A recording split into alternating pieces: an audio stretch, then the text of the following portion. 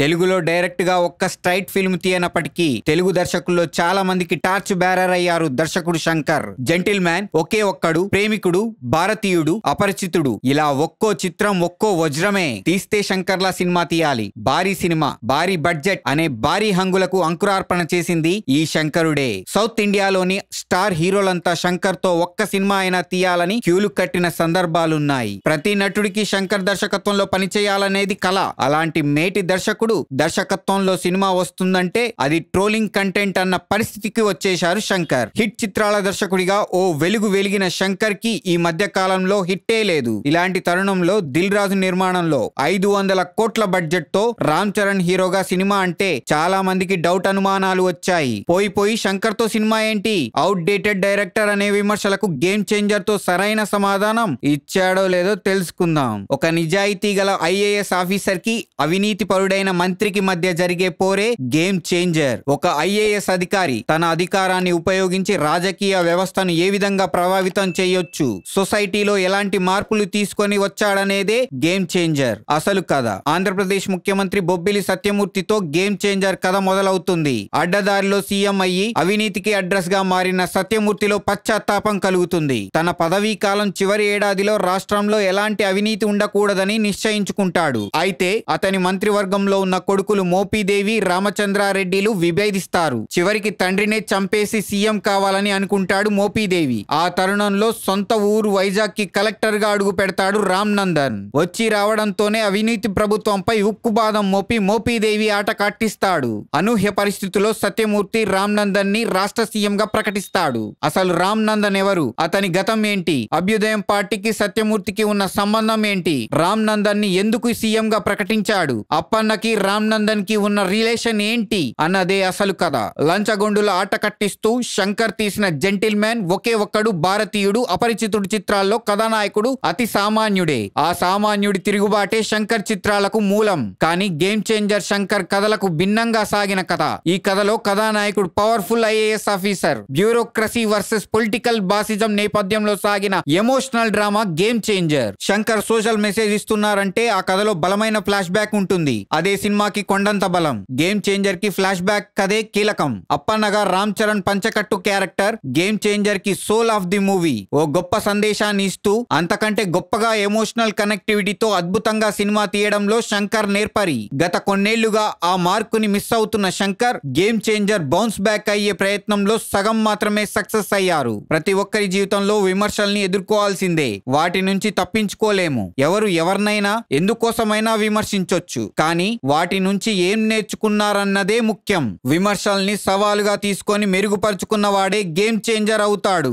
దర్శకుడు శంకర్ కూడా అలాంటి గేమ్ చేంజింగ్ మూమెంట్ కోసం తన సొంత కథల్ని పక్కన పెట్టి కార్తీక్ సుబ్బరాజు ఇచ్చిన కథతో గేమ్ చేంజర్ ని రూపొందించారు. సీఎం, మంత్రిమండలి, ఎలక్షన్ కమిషన్, ఐఏఎస్, ఐపీఎస్ ఇలా భారీ సెటప్ తో గేమ్ చేంజర్ ని భారీ హంగులతో చూపించారు. శంకర్ మార్కు సందేశం, visuals, richness, emotional connectivity, flash back ను గుండెలకు హత్తుకునేలా మలిచిన తీరు శంకర్ ఈజ్ బ్యాక్ అన్నట్టే అనిపించింది. ఇంటర్వెల్ ట్విస్ట్ తో మైండ్ బ్లోయింగ్ అనిపించారు. సెకండ్ హాఫ్ లో అప్పన్న పాత్రే ఈ గేమ్ చేంజర్ కు ప్రాణం. ఆ పాత్రతోనే శంకర్ కావాల్సినంత సోషల్ మెసేజ్ ఇచ్చారు. అప్పన్న పాత్రను మలిచిన తీరు, ఆడియన్స్ ను కనెక్ట్ చేసిన తీరు బాగుంటుంది. అయితే ఏదో అద్భుతాన్ని ఆశించి గేమ్ చేంజర్ కి వెళ్తే మాత్రం నిరాశ తప్పదు. కథ కూడా రొటీన్ ఫార్మేట్ లోనే ఉంటుంది. ఆ రొటీన్ కి తగ్గట్టుగా లాజిక్లు లేని చిత్ర విచిత్రాలు గేమ్ చేంజర్ లో చాలానే ఉంటాయి. ముగింపు కూడా పరమ రొటీన్ మాత్రమే కాకుండా వాస్తవ దూరంగా అనిపిస్తుంది. ఫ్లాష్ బ్యాక్ లో మైనింగ్ పై అప్పన్న పోరాటం, political entry, zero budget politics concept తో ఎదురైన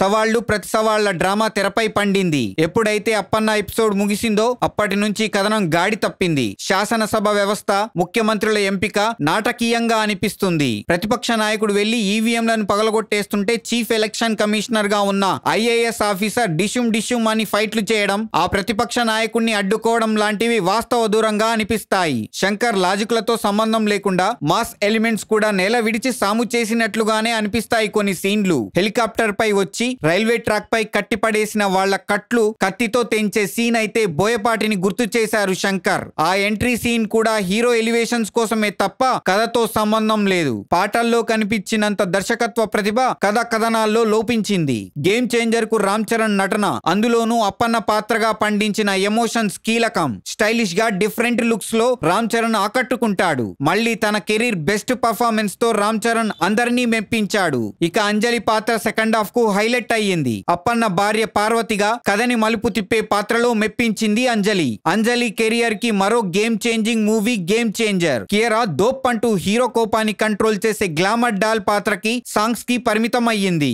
రాష్ట్ర సీఎం గా శ్రీకాంత్ కి ఈ సినిమాలో కీ రోల్ పడింది. ప్రతినాయకుడిగా ఎస్జే సూర్య విలక్షణ నటనతో ఆకట్టుకున్నాడు. ఎస్జే సూర్య మేనరిజం కొత్తగా ఉంటుంది. ఒక్క పాత్రే కానీ చాలా వేరియేషన్స్ చూపించారు. గుండు లుక్ లో విలనిజం పండించారు. సైడ్ సత్యంగా సునీల్ నవ్వించే ప్రయత్నం చేశారు కానీ పెద్దగా ఆకట్టుకోలేదు. జయరాం, సముద్రకనిలు ఇంపార్టెంట్ రోల్స్ లో కనిపించారు. వెన్నెల కిషోర్, పృథ్వీ, నరేష్, బ్రహ్మానందం, రఘుబాబు, శుభలేఖ సుధాకర్ ఇలా చాలా మంది ఉన్నారు కానీ వాళ్ళంతా ప్యాడింగ్ ఆర్టిస్టులుగా మాత్రమే కనిపించారు. పెద్దగా ప్రాధాన్యత లేదు. శంకర్ సినిమాలు అంటేనే టెక్నికల్ గా హై స్టాండర్డ్స్ లో ఉంటాయి. గేమ్ చేంజర్ లో సాంగ్స్ పిక్చరైజేషన్ అయితే అదిరిపోయింది. జరగండి పాటలో కనిపించే విలేజ్ సెట్ కనువిందు చేస్తుంది. దోప్ సాంగ్ కూడా భారీ సెట్ తో తీర్చిదిద్దారు. ఇక గేమ్ చేంజర్ కు దిల్ రాజు పెట్టిన ప్రతి పైసా తెరపై రిచ్ గా కనిపిస్తుంది. Shankar vision, Tiru camera work, set work, VFX ఇలా అన్ని అద్భుతంగా ఉంటాయి. సాయి మాధవ్ బుర్రా మాటలు ఆలోచింపజేసేలా ఉంటాయి. జనాల్ని పొల్యూట్ చేసే చేయి జెండాకి సెల్యూట్ చేయకూడదు